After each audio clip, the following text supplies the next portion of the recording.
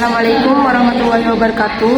Perkenalkan, nama saya Husnul dan ini rekan kelompok saya. Perkenalkan, nama saya Vivin Indrayani. Di sini kami akan menjelaskan mengenai sejarah perekonomian Islam pada masa dinasti Bani Umayyah. Baik, sebelum kami menjelaskan lebih lanjut mengenai sejarah perekonomian Islam pada masa dinasti Bani Umayyah, saya akan terlebih dahulu menjelaskan mengenai sejarah berdirinya dinasti Bani Umayyah.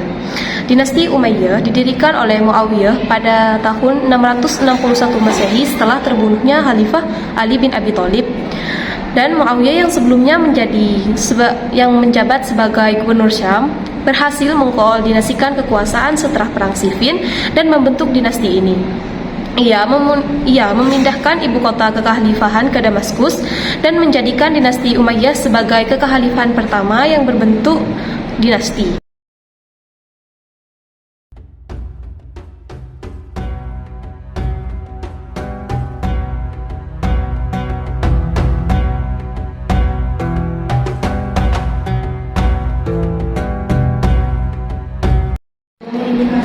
Baik, selanjutnya saya akan menceritakan tentang pemerintahan dinasti Umayyah yang berlangsung dari tahun 661 Masehi hingga 750 Masehi. Berikut adalah rangkuman singkat periode pemerintahan dinasti Umayyah. Yang pertama di sini ada Muawiyah I dari tahun 661 hingga 680 Masehi. Beliau mendirikan dinasti Umayyah setelah mengalahkan Ali bin Abi Thalib dan memindahkan ibu kota ke Damaskus dan memperkenalkan pemerintahan berbasis kekeluargaan. Yang kedua di sini ada Yazid I, yakni dari tahun 680 Masehi hingga 683 Masehi. Pemerintah Yazid I di sini ditandai dengan tragedi Karbala, di mana Husain Ali dibunuh dan memicu perpecahan antara Sunni dan Syiah. Yang ketiga di sini ada Muawiyah II dari tahun 683 hingga 684 Masehi. Muawiyah II di sini memerintah singkat, hanya beberapa bulan dan mengundurkan diri setelah situasi politik yang tidak stabil. Yang keempat di sini itu ada Abdul Al-Malik dari tahun 685 Masehi hingga 705 Masehi. Beliau mengonsolidasikan kekuasaan dan melakukan reformasi administrasi dan memperkenalkan mata uang baru serta memperluas wilayah kekuasaan Islam. Yang kelima di sini Al-Walid I dari tahun 705 Masehi hingga 715 Masehi. Pemerintah Al-Walid I di sini mencapai puncak kejayaannya pada masa kejayaan Umayyah dengan ekspansi besar, termasuk penaklukan Spanyol atau Al-Andalus dan pembangunan masjid-masjid besar. Yang keenam di sini ada Sulaiman bin Abdul Al-Malik dari tahun 715 hingga 717 Masehi. Masa pemerintahannya begitu singkat, namun ia melanjutkan kebijakan ekspansi dan memperkuat pemerintahan. Yang ketujuh di sini ada Umar II. Umar II di sini memerintah dari tahun 717 hingga 720 Masehi.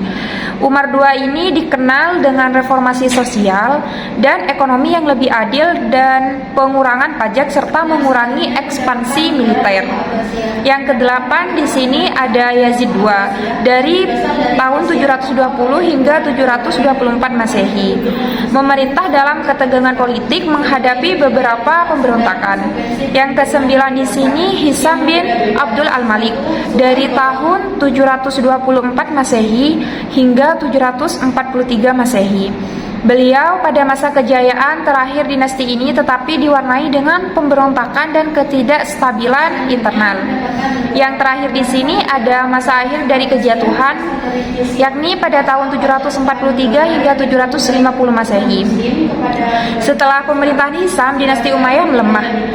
Dan pada tahun 750 Masehi ini, dinasti Abbasiyah menggulingkan Umayyah dalam perang Zab dan mengakhiri kekuasaan Umayyah. Dinasti Umayyah ini dikenal dengan ekspansi besar, penguatan administrasi, dan ketegangan internal yang akhirnya menyebabkan kejatuhannya. Baik, selanjutnya saya akan menjelaskan mengenai masa kemajuan dinasti Umayyah. Masa kemajuan dinasti Umayyah ini terjadi terutama pada abad ke-7 hingga pada awal abad ke-8 di bawah pemerintahan Khalifah Muawiyah I, Al-Abdul Al-Malik, dan Al-Walid I. Pada periode ini, dinasti Umayyah berhasil melakukan ekspansi wilayah yang sangat luas, yaitu mencakup wilayah Spanyol, Afrika Utara, dan sebagian besar Timur Tengah hingga India.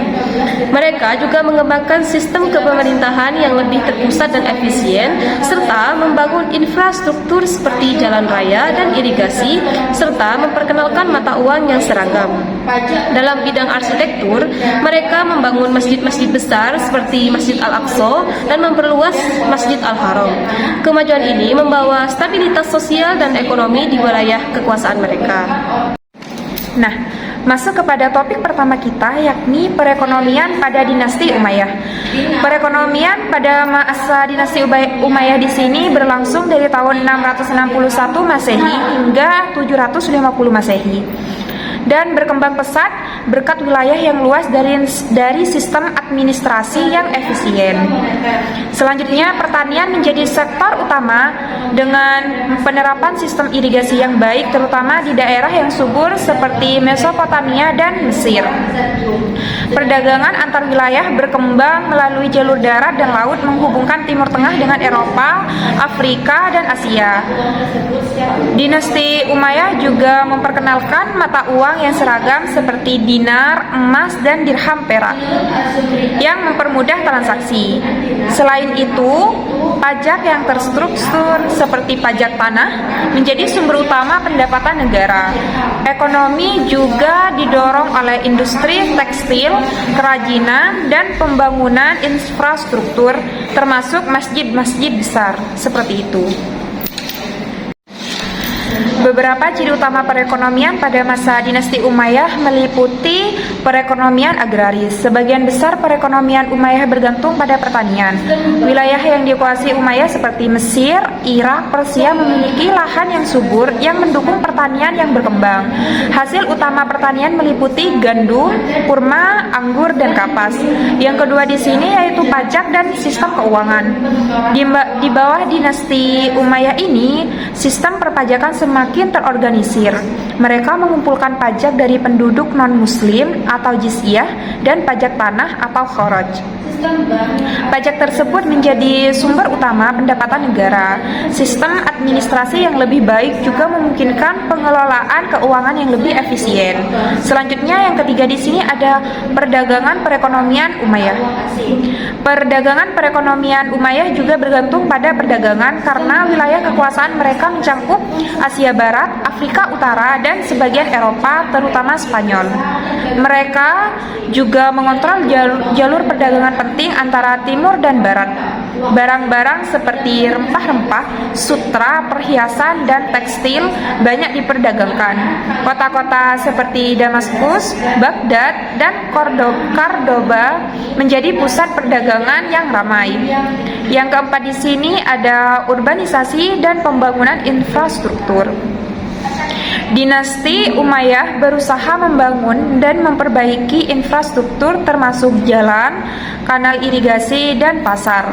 Mereka juga mendirikan kota-kota baru yang mengingatkan pertumbuhan ekonomi dan mendukung urbanisasi. Damaskus, ibu kota dinasti Umayyah, menjadi pusat ekonomi dan kebudayaan. Yang kelima di sini ada penggunaan mata uang, di mana di masa dinasti Umayyah ini mata uang dirham dan dinar emas semakin digunakan secara luas dalam transaksi perdagangan. Mereka juga melakukan penyesuaian dalam sistem moneter dengan mencetak mata uang mereka sendiri berdasarkan standar yang lebih sistematis. Namun, meskipun ekonomi berkembang, dinasti Umayyah ini juga menghadapi beberapa masalah seperti ketimpangan sosial ekonomi dan ketegangan politik dan juga pemberontakan yang akhirnya berujung pada runtuhnya dinasti ini pada tahun 750 Masehi. Nah, setelah mendengar penjelasan dari rekan kelompok saya tadi, kalian sudah pasti tahu mengenai sejarah perekonomian Islam pada masa dinasti Bani Umayyah. Selanjutnya, saya akan menjelaskan bagaimana masa kemunduran dinasti Umayyah. Masa kemunduran dinasti Umayyah ini dimulai pada abad ke-8 karena beberapa faktor utama. Yang pertama yaitu karena adanya ketidakpuasan sosial, terutama dari kalangan masyarakat non-Arab yang merasa didiskriminasi. Dan yang kedua, terjadinya pemberontakan dan ketidakstabilan politik, seperti pemberontakan yang terjadi di Irak dan Afrika Utara. Yang ketiga yaitu adanya krisis kepemimpinan setelah pemerintahan Khalifah Hisam bin Abdul Malik. Ketegangan internal ini memperburuk kondisi kekhalifahan, sehingga pada akhirnya dinasti Abbasiyah menggulingkan dinasti Umayyah setelah mengalahkannya dalam Perang Zab pada tahun 750 Masehi.